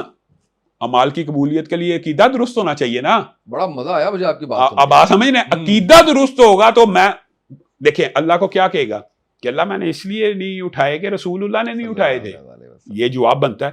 لیکن اگر وہ جا کے کہ رسول اللہ نے اٹھائے تھے لیکن میرے مسجد کے مولوی نے نہیں اٹھانے دیے، مجھے میرے پیر صاحب نے نہیں اٹھانے دیے، پھر یہ جواب ویلڈ ہے نہیں. اس سے بچت نہیں ہونی. اگر یہ دیکھیں نا، دعوت فکر ہے، غور کرنا چاہیے، یہ کتنی بڑی بات ہے. اور اسی بات کو ہم ابلاغ کرتے ہیں اور علماء کے اندر بھی یہ بات کرتے ہیں. اور اللہ کے فضل سے آپ کو ایک بات تو اس بات کا کیا نتیجہ، اویئرنیس ہے. لوگ آپ کو پتا ہے سنت کی طرف زیادہ متوجہ ہو رہے ہیں. جتنا علم پھیل رہا ہے لوگ سنت کو پریفرنس دینا شروع ہو گئے ہیں. ہر مکتبہ فکر کے لوگ، ہر مکتبہ فکر کے علماء بھی. تقی عثمانی صاحب نے اپنے بھائی کے جنازے کے اوپر سورۃ فاتحہ نہیں پڑھی. اس کا مطلب ہے پریفرنس کا ٹائم آ چکا ہے. اللہ معاف کرے، اعتراض نہیں کہ دیوبندی بھائی میرے پہ اعتراض کرنا شروع کر دیں، لیکن انہوں نے ثابت کیا کہ سنت کو اپنایا جا سکتا ہے. اچھا یہ بتائیں، جیسے ابھی آپ نے کہا کہ بچت نہیں، پھر بچت نہیں. اب یہ آگے کے فیصلے تو اللہ پہ ہیں. کبھی ڈر نہیں لگا آپ کو کسی پہ اس طرح سے کہتے ہوئے کہ اس کی بچت نہیں ہونی؟ نہیں، میں تو آپ کو ایک لاجیکل بات بتا رہا ہوں. رسول اللہ دیکھیں قرآن پاک میں 700 ٹائمز کس کی پیروی کا حکم ہے، بال واسطہ یا بلا واسطہ؟ رسول اللہ کی، صلی اللہ علیہ وسلم. جی بالکل. کسی عالم کی، کسی مولوی، کسی پیر فقیر کی پیروی نہیں ہے نا. نہیں، صرف رسول اللہ کی پیروی نے بچانا. اب یہ کام فہم بات ہے، یہ اس کے انداز بیان کرنے کے مختلف ہو سکتے ہیں. اگر ایک بندہ یہ سوچتا ہے نہیں رسول اللہ صلی اللہ علیہ وسلم نے بے شک، دیکھیں آپ کا میرا عقیدہ ایک اور بھی ہے، رسول اللہ نے دین پورا پہنچایا. جی بالکل پورا پہنچایا. ایک بندہ کہ نہیں پہنچایا پورا ہے لیکن یہ نیکی کا کام رہ گیا تھا، پھر ہم اس کو کہتے ہیں یار یہ کہاں سے یہ نہیں ہے. شرک کا فتویٰ لگا دیتے ہیں آپ بھی؟ نہیں، شرک کا فتویٰ معین لگانا تو حرام ہے نا. کسی کو اگر انسان کہ تو کافر ہے یا مشرک ہے تو وہ تو واپس لوٹ آتا ہے اگر وہ نہ ہو. اہل تشیع کو کبھی نہیں کہا آپ نے؟ میں اچھا یہ بات دیکھیں، یہ آپ نے بہت اچھا سوال کیا. لوگوں کے اندر یہ سوچ پائی جاتی ہے کہ ہم معین کافر شیعہ کافر کے قائل ہیں. ہرگز نہیں. آپ سے ایک سوال کرنا ہے، آپ بتائیں اگر کسی عام مسلمان کو بندہ کافر کے تو وہ کافر نہ ہو بندہ کافر ہو جاتا ہے، یہ صحیح حدیث ہے؟ جی. کوئی بندہ کسی صحابی کو کافر کے جن کے بارے میں اللہ نے رضی اللہ کا ہے تو وہ مسلمان رہے گا. ہم تو صرف یہ بیان کرتے ہیں. ٹھیک ہے، بالکل. کافر نہیں کہتے. لیکن اگر کسی بندے کا عقیدہ یہ ہے کہ ابو بکر عمر یعنی کوئی صحابی رسول کافر ہے تو اس سے بڑا کافر کوئی نہیں. یہ بات ہے. لیکن کسی کا نہیں ہے تو وہ نہیں ہے. بالکل ٹھیک ہے. اچھا یہ بتائیے گا کہ متع نکاح کے بارے میں آپ کی کیا رائے ہے؟ کیونکہ اس کے بارے میں ایک دفعہ مجھے میرا علم بہت محدود ہے، پہلے تو میں معذرت خواہ ہوں اس بات پہ. کسی نے مجھے ایک دفعہ بتایا، انہوں نے کہا کہ نبی پاک صلی اللہ علیہ وآلہ وسلم کی زندگی تک متع نکاح ہوتا رہا ہے. تو نبی پاک صلی اللہ علیہ وآلہ وسلم نے آخری خطبہ حجۃ الوداع کے موقع پر یہ فرمایا کہ آج میں نے تم پر دین مکمل کر دیا.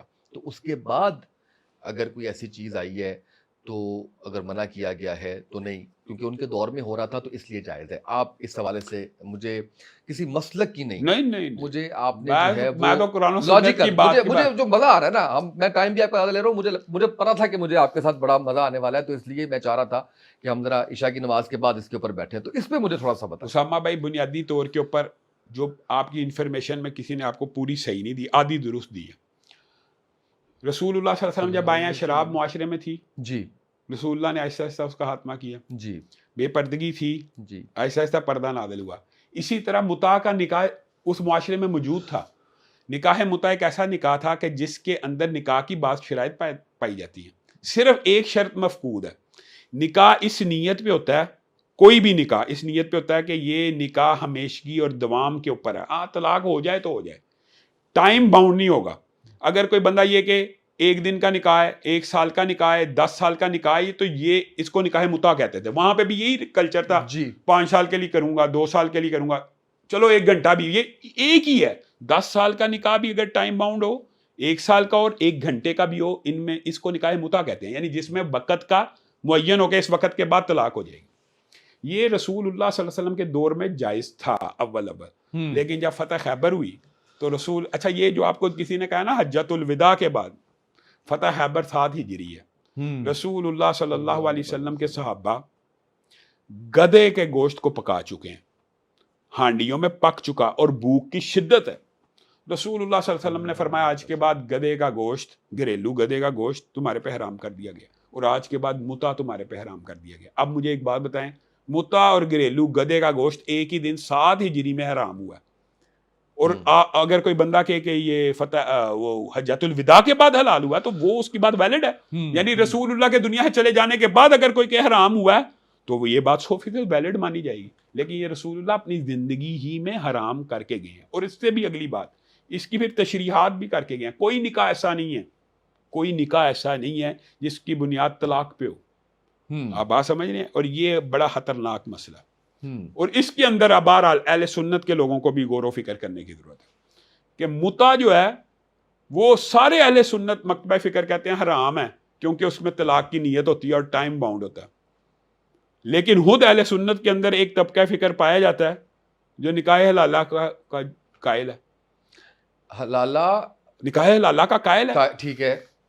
اور حلالہ کس شرط پہ ہوتا ہے؟ اس شرط پہ کہ آپ کی طلاق ہوگی اور اس کے بعد آپ کی کہیں شادی ہوگی اور کسی وجہ سے آپ کی طلاق ہوگی، وہ تو اصلی حلالہ نا، وہ تو قرآن پاک کا ہو گیا. لیکن ایک طبقہ فکر ایسا بھی موجود ہے جو ٹائم باؤنڈ حلالے کا قائل ہے. ان کو بھی تو دعوت اصلاح، ان کو بھی تو دعوت فکر دینی چاہیے، ان کی بھی اصلاح کرنی چاہیے کہ بھائی یہ جو حلالہ آپ کرتے ہیں 3 دن کا، کہ 3 دن بعد عورت حلالہ کرا کے آ جائے گی، یہ تو متع ہے، اور متع سے بدتر ہے، متع سے بھی بدتر ہے. تو یہ سمجھیں اس میں برابری ہے. جو آپ نے بات کی ہے یہ تو آپ نے ماشاءاللہ، آپ کا اتنا علم کم نہیں ہے. وہ تو جنرلی کہیں شادی ہو گئی، ویسے طلاق ہوگی، وہ حلالہ فوت ہو گیا، وہ حلالہ الگ ہے. لیکن جو ٹائم باؤنڈ ہوگا، جو اس نیت سے کیا جائے، طلاق کی نیت پہ حلالہ بھی نہیں جائز اور طلاق کی نیت پہ نکاح متع بھی نہیں جائز. طلاق کی نیت کے اوپر کوئی نکاح ہوتا ہی نہیں ہے. اچھا لوگ اس نکاح کو نکاح مسیار سے کنفیوز کر دیتے ہیں. یہ میں اس پہ اگلا سوال ہی یہ تھا. اچھا اب دیکھیں، نکاح مسیار میں وقت نہیں ہوتا. اچھا یہ بات سمجھنے کی ضرورت ہے.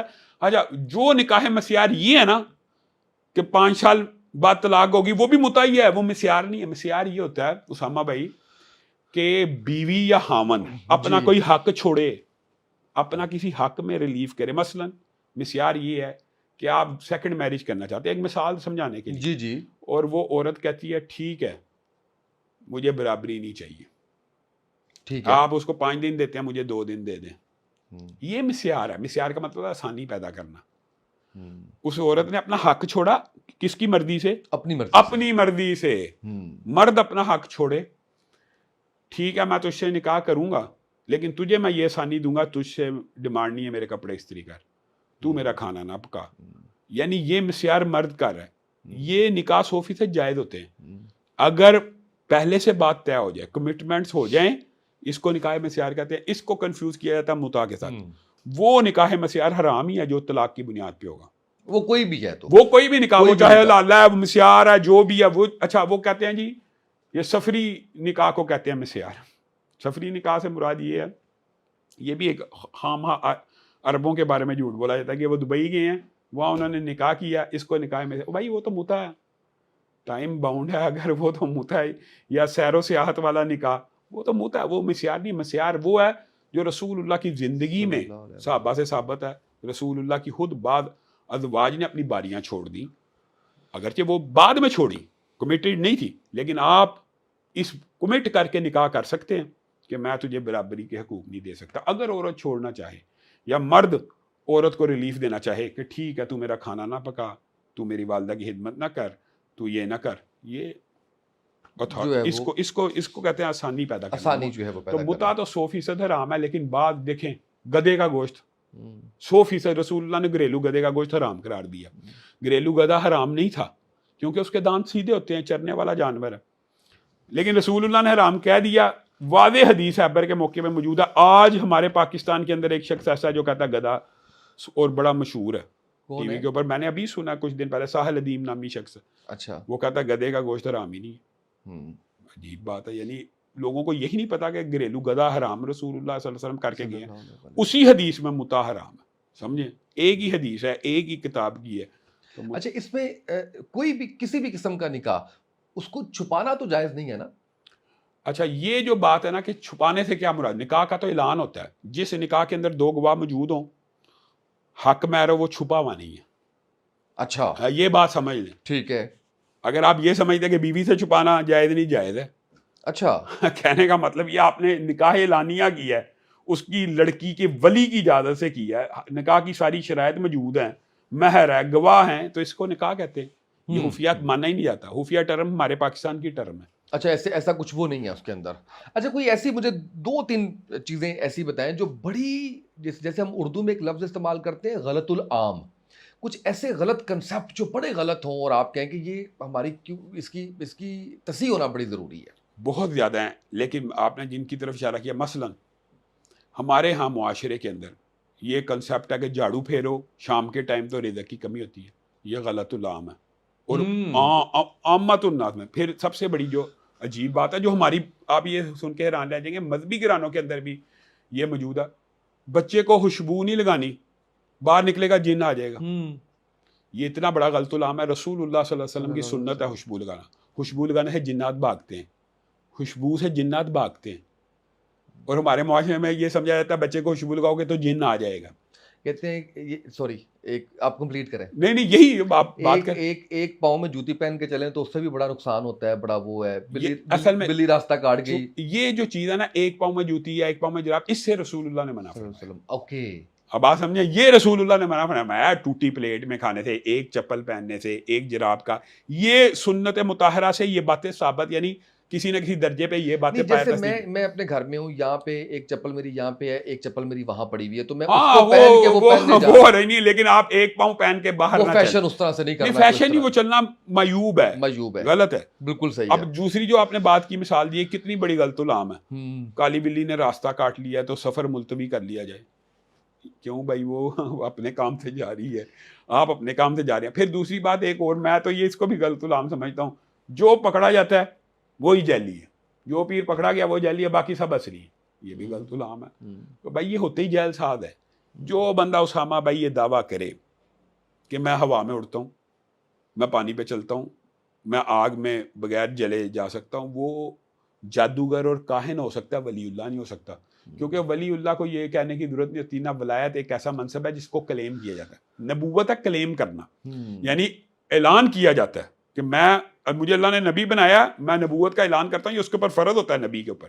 ولی کے اوپر کوئی فرض نہیں. ولی کو یہ بتانا ہے ہی نہیں کہ میں ولی ہوں.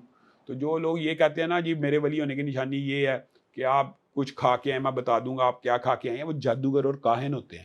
یہ بہت بڑا غلط العام ہے ہمارے معاشرے میں. اس کو ولی اللہ سمجھا جاتا ہے جو کاہن ہے. کاہن ایک ایسی چیز ہے جو میں معاشرے میں الحمدللہ لوگ ہمیں لے کے جاتے ہیں. میں کاہنوں سے ملا بھی ہوں. وہ ایسے ہوتے ہیں کہ آپ کو بتا دیتے ہیں آپ گھر میں یہ کام کر کے آئے ہیں. کس طرح بتاتے ہیں؟ وہ مادی ہے. آپ کا جن ان کے جن سے ہم کلام ہو کے ان کو بتا دیتا ہے کہ یہ گھر میں سے یہ کھا کے آئے. یہ تو کہانت ہے. اور رسول اللہ صلی اللہ علیہ وسلم نے فرمایا جو بندہ کاہن کے پاس جائے اس کی 40 دن تک نماز نہیں ہے.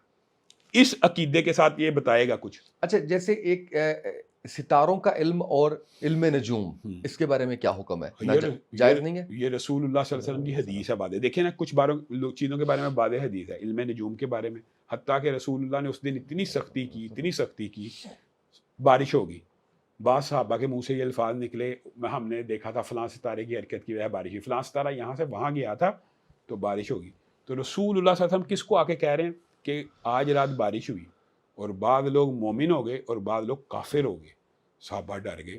کہا اللہ کے رسول ایک بارش نے کافر کر دیا؟ کہا ہاں، جس نے یہ کہا فلاں ستارے کی حرکت کی وجہ بارش ہوگی اس نے اللہ کی شریعت کا انکار کر دیا. علم نجوم آپ سمجھتے ہیں یہ چھوٹی بات ہے؟ یہ ان کے لیے بتائیں جنہوں نے اگر ہاتھ دکھایا ہوا ہے، جنہوں نے ستاروں کے علم کے اوپر کیا ہوا ہے، وہ دوبارہ مسلمان ہوں گے؟ کہنے کا مطلب یہ ہوتا ہے یہ ایسے اعمال ہیں جیسے رسول اللہ نے فرمایا مسلمان سے لڑنا کفر ہے. کلمہ نہیں، یہ کفر دون الکفر ہوتا ہے، لیکن اس کی توبہ ہوتی ہے. یعنی کلمہ پڑھنے کی ضرورت نہیں آپ نے اللہ سے توبہ کر لیں، آپ توبہ کرنی ہے. اور دوسری بات ایک پلنٹی بھی ہے. رسول اللہ صلی اللہ علیہ وسلم نے فرمایا اس کی 40 دن نماز بھی قبول نہیں. یعنی آپ یہ سمجھیں آپ اللہ کی بارگاہ میں پیش ہوں گے تو وہ 40 دن ڈیٹیکٹ ہوں گے. یعنی آپ یہ نہیں کہ پڑھنی نہیں ہے، پڑھنی تو فرض ہے. بالکل صحیح. 40 دن کی پلنٹی بھی ہے. بالکل صحیح. اچھا جیسے میں کہہ رہا تھا، ایک اور بڑی غلط بات جو ہے اس پہ آپ تصحیح کیجیے گا کہ سور کہنا جو ہے اس سے 40 دن تک زبان ناپاک رہتی. حالانکہ قرآن پاک کے اندر جو ہے وہ ذکر ہے. اس سے یہ بھی غلط العام، یہ بھی جو ہے وہ بہشتی دروازہ جو ہے اس کی کیا حقیقت ہے؟ غلط العام. اچھا اس میں کوئی وہ نہیں ہے. مجھے ایک بات، جنت کے کتنے دروازے ہیں رسول اللہ بتا کے گئے ہیں نا، اس کا تو نہیں ہمیں بتایا. ان میں سے یہ کہیں بھی نہیں ہے. یہ کہیں بھی نہیں ہے. اچھا جی، اب ایک چھوٹا سا سیگمنٹ ہمارا یہ ہے جس میں آپ نے ایک لفظ میں ڈیفائن کرنا ہے ان کی پرسنالٹیز کو. کچھ نام میں آپ کے سامنے رکھوں گا، ان میں سب سے پہلا نام ہے میاں محمد نواز شریف. آپ نے پہلا نام ہی ایسا لے لیا کہ ایک لفظ میں بہرحال بیان کرنا مشکل ہے. بڑا لیڈر ہے. مولانا طارق جمیل. دین پسند. آصف علی زرداری. بڑا سیاستدان. علامہ امین شہیدی. متنازع شخصیت. انجینئر محمد علی مرزا. جاہل. مفتی منیب. باوقار آدمی. ابتسام الہی ظہیر. میرے تو والد کی جگہ پہ ہیں. اوریہ مقبول جان. ایک سیزنڈ آدمی ہے. ڈاکٹر طاہر القادری. اپنے مسلک کا بڑا بندہ. عمران خان اور نواز شریف بڑے لیڈر ہیں. پروفیسر ساجد میر. حزب اختلاف. الیاس قادری صاحب. اپنے کاز سے مخلص. ڈاکٹر ذاکر نائک. ایک عظیم آدمی. مفتی تقی عثمانی. ایک بہت بلند پایہ عالم دین. مفتی طارق مسعود. میرے بہترین دوست. اچھا اتنا اختلاف تو نہیں ہے لوگوں سے آپ کا کہیں بڑا؟ جیسے سوشل میڈیا پہ دیکھ کے پتہ کیا لگتا ہے اگر کوئی آپ کو نہیں جانتا؟ میں آپ کو ایک بات بتاتا ہوں، میں آپ کو پہلے بتاتا ہوں لوگوں کی پرسیپشن یہ ہے میرے بارے میں، ہے نا، ہے کہ یہ سب سے اختلاف کرتے ہیں شاید. ہاں لوگوں کے بارے میں یہ ہے، لیکن میرے یہ بڑے قریبی دوست ہیں. مرزا صاحب سے کیوں اتنا اختلاف کرتے ہیں؟ ہاں، مرزا صاحب سے اختلاف کی وجہ وہی ہے جو آپ نے بیچ میں ایک دفعہ سوال بھی کر لیا. مرزا صاحب کے کچھ نظریات ایسے ہیں جو حیران کن حد تک جہالت کے اوپر مبنی ہے. مثلا قرآن پاک کی بات آئی ہے نا، مرزا صاحب کہتے ہیں قرآن پاک کو بغیر ترجمہ پڑھنا ایسے ہے جیسے فرینچ میں گالیاں نکالنا. حالانکہ آپ نے بھی، سب نے یہ حدیث سنی ہوگی، اس کمرے کے اندر بیٹھے ہوئے ہر شخص نے بھی سنی ہوگی. رسول اللہ صلی اللہ علیہ وسلم نے کیا فرمایا؟ الف لام میم پڑھنے سے کتنی نیکیاں ملتی ہیں؟ 30 نیکیاں ملتی ہیں. ایک لفظ پہ 10 نیکی. الف پہ، لام پہ، میم پہ. اب الف لام میم کا ترجمہ بتائیں، دنیا کے کسی عالم سے پوچھ کے دکھائیں. نہیں ہے، کسی کو نہیں معلوم. کسی کو نہیں نا معلوم. تو قرآن پاک کو بغیر ترجمے پڑھنے سے بھی ثواب ہے کہ نہیں؟ وہ کہتا بغیر ترجمہ پڑھنا ایسے ہے جیسے فرینچ میں گالیاں نکالنا. عقیدہ کتنی بڑی گمراہی ہے یہ، کتنی بڑی سالڈ گمراہی لوگوں کو گمراہ کر رہا ہے. ہاں جو دوسرا اینگل ہوتا ہے نا اسامہ بھائی، اس کے ہم قائل ہیں کہ قرآن پاک صرف کتاب ثواب نہیں ہے، صرف کتاب شفا نہیں ہے، کتاب ہدایت بھی ہے، یہ ہم مانتے ہیں.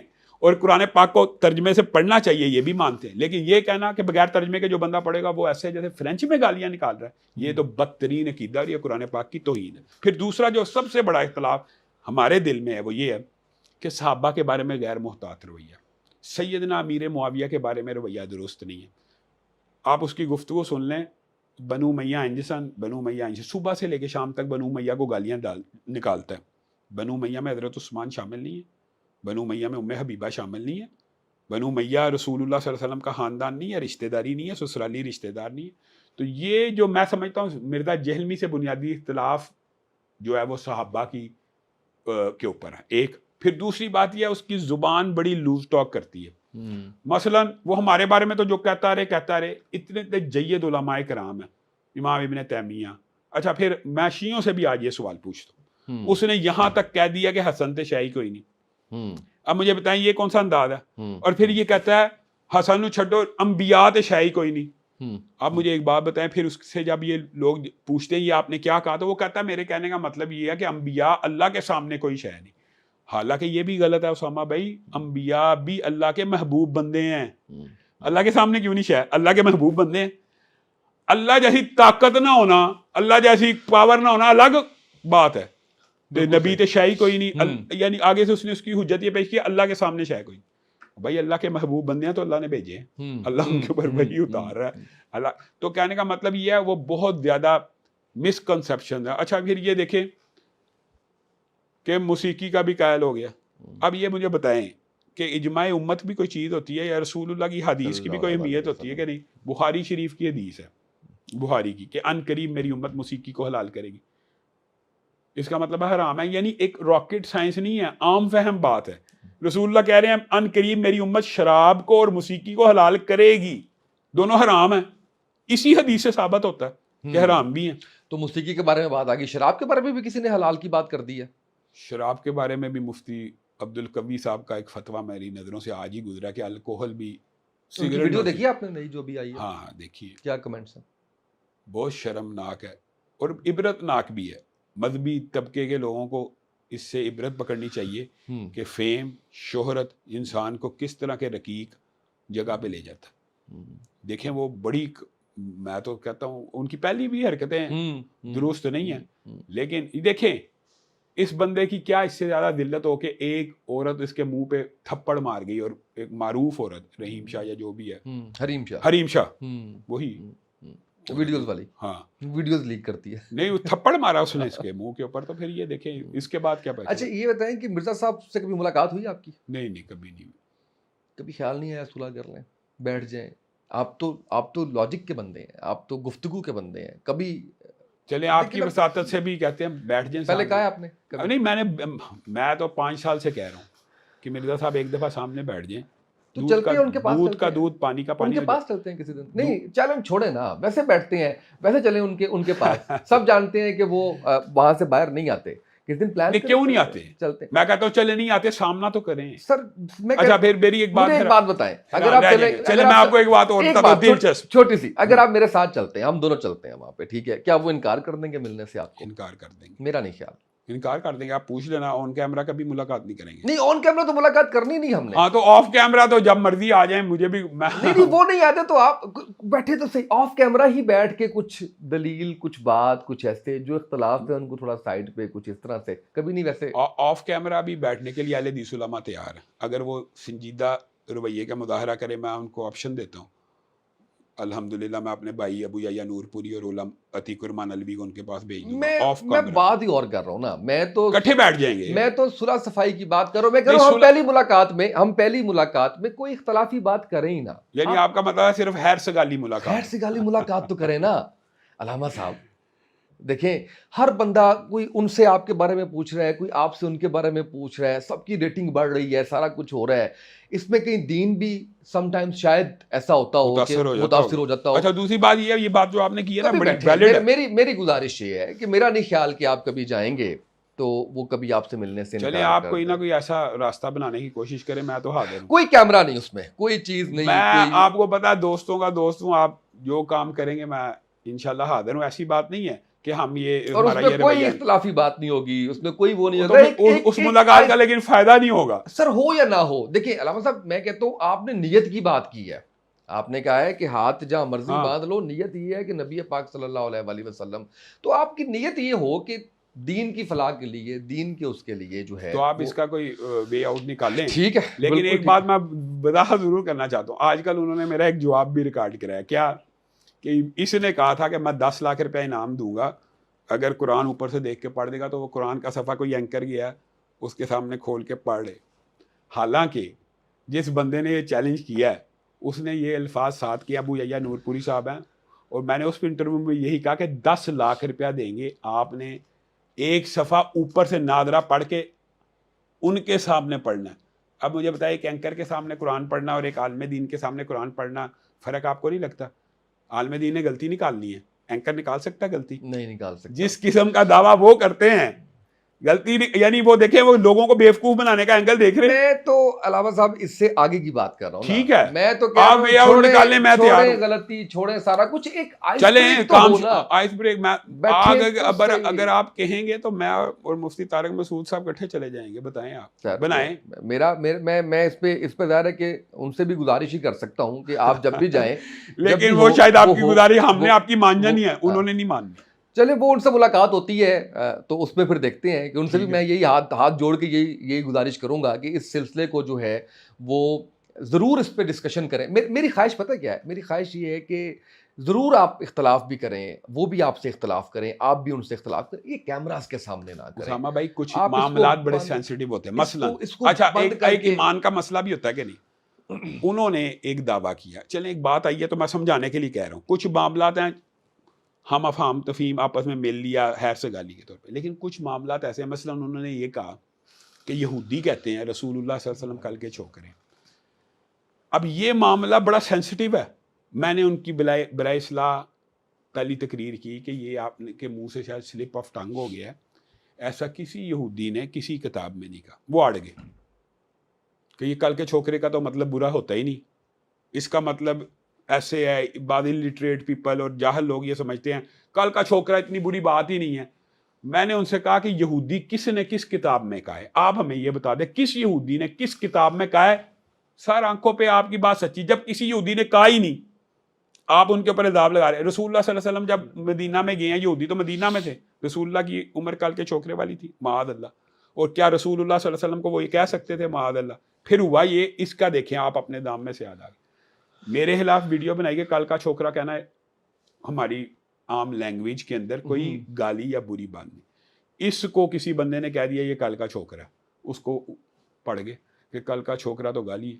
اچھا میں اگین آتا ہوں, اسی بات پہ آتا ہوں. پھر آپ مجھے بتائیے یہ سینسیٹیو ایشو ہے کہ نہیں؟ سینسٹیو میرا مدعا پھر کسی صحابی کو بے ایمان کہنا, کسی صحابی کو برا بلا کہنا, یہ کیا ہے؟ میں کہہ رہا ہوں کہ میں جو بات کرنا چاہ رہا ہوں نا, بات وہ ٹھیک یہ کرنا ہے. چاہ رہا ہوں کہ جب آپ کی جب ملاقات ہوتی ہے اس میں صرف آپ چائے پانی پہ بیٹھتے ہیں, آپ کی گفتگو ہوتی ہے, آپ یہ وے آؤٹ نکالیں. اس میں کیا ہوتا ہے کہ اس کے بعد دیکھیں آپ بند مکالمے کا راہ کھل جاتا ہے, راستہ کھل جاتا ہے, یہ کیمراز بند ہو جاتے ہیں, آپ اندر بیٹھے ہیں, آپ دونوں گفتگو کریں, دین کی فلاح کے لیے گفتگو کریں, اس کے لیے آپ جو ہے وہ بات کریں. میں تو نہیں اس پہ فیصلہ کر سکتا کہ آپ ٹھیک ہیں یا وہ ٹھیک ہے, میرا تو علم بہت کم, بہت نہ ہونے کے برابر ہے. میں تو نہیں, نہ آپ کو کہہ سکتا ہوں نہ ان کو کہہ سکتا ہوں, نہ میں نے ان کو. لیکن آپ عادل راجے کے تجربے سے بھی فائدہ اٹھائیں.